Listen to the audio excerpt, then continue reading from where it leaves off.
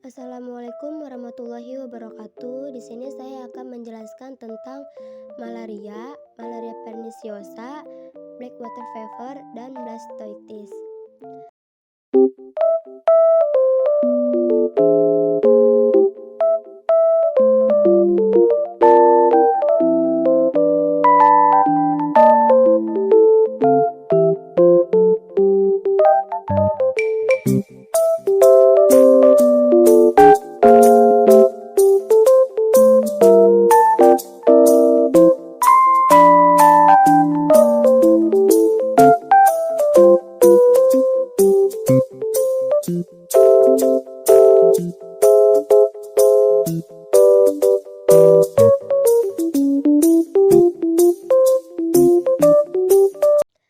Di sini ada malaria.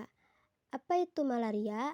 Malaria pada manusia dapat disebabkan oleh 4 spesies Plasmodium, yaitu Plasmodium vivax, P.I. falciparum, P.I. malaria, dan P.I. ovale. Malaria yang ditimbulkan oleh 4 jenis Plasmodium tersebut menimbulkan malaria vivax, disebut juga malaria tertiana benigna atau jinak. Malaria falciparum. Di sini ada epidemiologi malaria. Apa itu epidemiologi malaria? Epidemiologi malaria dipengaruhi oleh beberapa faktor seperti adanya sumber infeksi, faktor penular yaitu nyamuk Anopheles, dan manusia yang peka. Di daerah endemis, anak-anak merupakan sumber infeksi utama. Malaria menyebar luas di seluruh dunia dan lebih dari 3,2 miliar penderita dilaporkan pada tahun 2005. Selanjutnya di sini ada penyebab malaria. Apa itu penyebab malaria? Penyebab malaria adalah parasit Plasmodium yang ditularkan melalui gigitan nyamuk Anopheles betina. Terdapat ada 5 spesies, yaitu Plasmodium falciparum, Plasmodium vivax, Plasmodium ovale, Plasmodium malaria, dan Plasmodium knowlesi. Parasit terakhir ini belum banyak dilaporkan di Indonesia. Berikutnya di sini ada gejala malaria. Apa itu gejala malaria? Gejala malaria mulai muncul setidaknya dalam kurun waktu 10 hingga 15 hari setelah tergigit nyamuk Anopheles ataupun terpapar. Berikut beberapa gejala malaria, contohnya kayak seperti demam, menggigil, sakit kepala, berkeringat banyak, lemas, gejala anemia atau kurang darah, dan mual. Di sini ada jenis malaria terbagi menjadi 5. Yang pertama, malaria falciparum, disebut malaria tropika. Disebabkan oleh infeksi Plasmodium falciparum, manifestasi klinis demam timbul intermiten dan kontinu. Jenis malaria ini paling seringkali menjadi malaria berat yang mengakibatkan kematian. Yang kedua, malaria vivax atau disebut malaria tersiana, disebabkan oleh infeksi Plasmodium vivax. Selanjutnya, diagnosis. Untuk menetapkan diagnosis pasti malaria, Plasmodium harus ditemukan dalam darah penderita. Namun, pada pemeriksaan darah di tepi, parasit malaria kadang-kadang sulit ditemukan jika penderita telah atau sedang mendapatkan pengobatan anti malaria. Selain itu, parasit juga sulit ditemukan jika darah tepi diambil pada waktu penderita tidak demam atau masa apireksia. Selanjutnya di sini ada obat anti malaria. Apa itu obat anti malaria?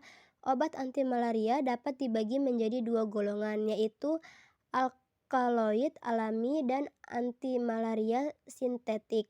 Beberapa obat anti malaria sintetik yang sering digunakan adalah 9 aminoakridin, 4 aminokuinolin, 8 aminokuinolin.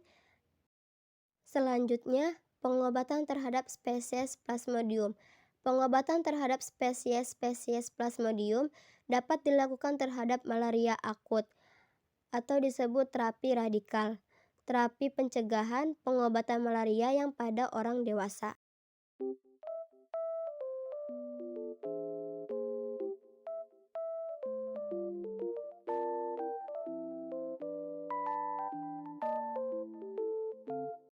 Selanjutnya, terapi radikal atau disebut akut dibagi menjadi 4.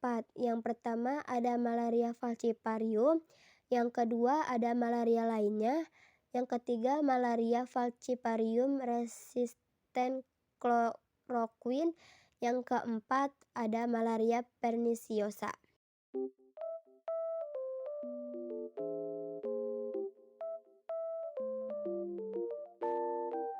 Selanjutnya, di sini ada pencegahan malaria adalah dengan meningkatkan kewaspadaan terhadap resiko mencegah gigitan nyamuk, pengendalian vektor, dan kemoprofilaksis. Pencegahan gigitan nyamuk dapat dilakukan dengan menggunakan kelambu beraktisda dan lain-lain.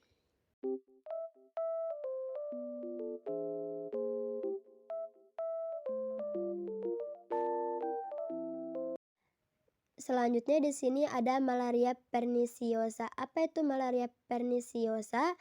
Yang dimaksud malaria perniciosa atau pernicious malaria adalah sekumpulan gejala-gejala yang terjadi akibat pengobatan malaria falciparum yang tidak sempurna yang dapat menimbulkan kematian penderita dalam waktu 1-3 hari sesudah pengobatan.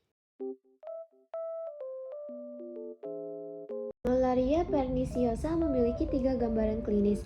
Yang pertama malaria cerebral. Malaria cerebral terjadi akibat kelainan otak yang menyebabkan gejala-gejala seperti hiperpireksia, paralisis, dan koma. Selanjutnya malaria algid memiliki 3 tipe yaitu tipe gastrik, tipe kolerai, dan tipe disentrik. Yang ketiga pada malaria septikemik penderita mengalami panas badan yang selalu tinggi dengan gejala pneumonia dan sinkop kardiak.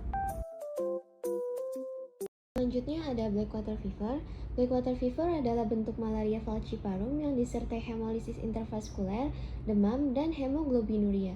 Penderita malaria falciparum yang mengalami defisiensi glukosa 6-fosfat, dehidrogenase G6PD mudah mengalami hemolisis eritrosit. Beberapa faktor seperti suhu rendah, lelah, trauma, ibu hamil saat melahirkan, dan radiasi terhadap limpa mungkin juga berpengaruh pada timbulnya blackwater fever. Selanjutnya perubahan patologi. Hemolisis intervaskuler yang terjadi pada blackwater fever menyebabkan timbulnya gejala-gejala myelomalbuminemia, hiperbilirubinemia, dan 120 hemoglobinuria. Berbagai organ mengalami perubahan patologi. Ginjal penderita membesar dan berwarna gelap karena terjadinya peribendungan dan pigmentasi. Hati membesar ukurannya dan berwarna kuning karena adanya timbunan hemosiderin. Kandung empedu penderita terisi cairan empedu yang pekat dan berwarna hijau gelap. Limpa yang membesar berwarna hitam. Selanjutnya, pemeriksaan darah pada penderita blackwater fever. Yang pertama, pemeriksaan darah menunjukkan adanya anemia normositik dengan jumlah sel darah merah kurang dari 2 juta per mililiter dan kadar hemoglobin yang rendah. Yang kedua, pemeriksaan biokimia darah menunjukkan meningkatnya urea darah, sedangkan kolesterol menurun dan haptoglobin sangat menurun. Selanjutnya, komplikasi blackwater fever. Blackwater fever dapat menyebabkan komplikasi utama seperti kegagalan faal ginjal, kegagalan faal hati, dan kolaps sirkulasi. Tingkat kematian blackwater fever yang tinggi sekitar 20-25% disebabkan oleh terjadinya kegagalan ginjal uremia. Selanjutnya penanganan dan pengobatan. Yang pertama banyak beristirahat dan selalu dijaga keseimbangan cairan tubuhnya agar tidak terjadi alkalosis dan udar. Selanjutnya yang kedua pemberian air garam dan plasma parenteral atau transfusi darah dapat diberikan. Selanjutnya yang ketiga obat anti malaria yang boleh diberikan adalah kloroquine, pirimetamin atau proguanil.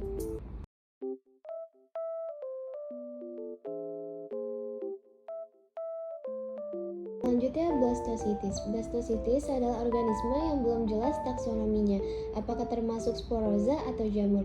Blastositis tersebar luas di seluruh dunia, namun hanya blastositis hominis yang dapat menimbulkan gangguan kesehatan pada manusia. Organisme ini berbentuk kista bulat dengan ukuran antara 6-40 mikron dan memiliki 2 bentuk yaitu multivakuoler dan amoeboid. Bentuk prokista berdinding tipis dapat menyebabkan autoinfeksi.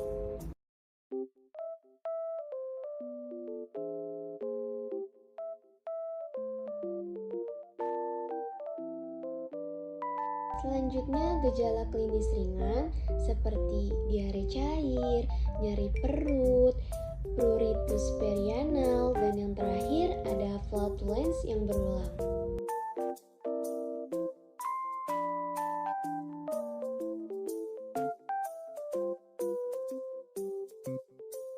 Selanjutnya, diagnosis. Diagnosis pasti infeksi parasit ini dapat ditemukan melalui metode konsentrasi dengan mencari kista parasit. Di dalam tinja, penderita pada pemeriksaan tinja tidak boleh dicampur dengan air karena dapat menyebabkan lisis organisme dan memberikan hasil pemeriksaan negatif palsu.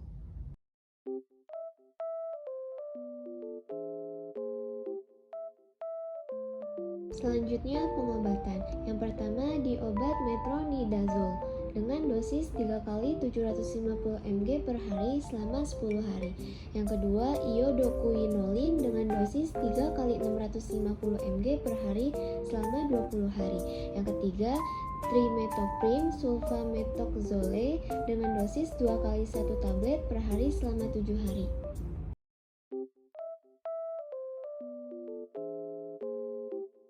Selanjutnya pencegahan. Yang pertama, untuk mencegah terjadinya penularan secara fekal oral. Yang kedua, makanan atau minuman yang akan dikonsumsi harus dimasak dengan baik. Selain itu, pencemaran sumber air oleh tinja harus dicegah dan menjaga kebersihan perorangan maupun lingkungan harus selalu dijaga.